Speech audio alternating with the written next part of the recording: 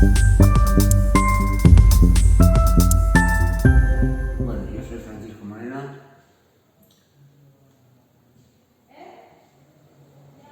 Tuve hace unos años un daño cerebral.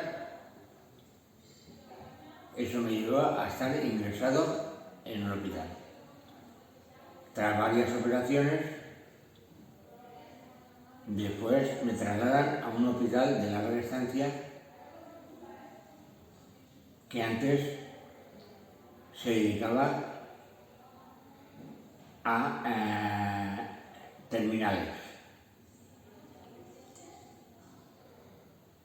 Después de estar allí 6 meses en coma,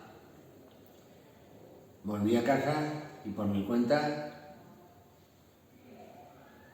acudí a una clínica de rehabilitación neural, una clínica privada.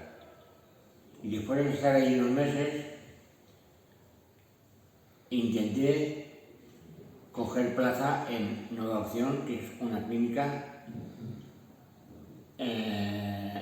para DCA especializada.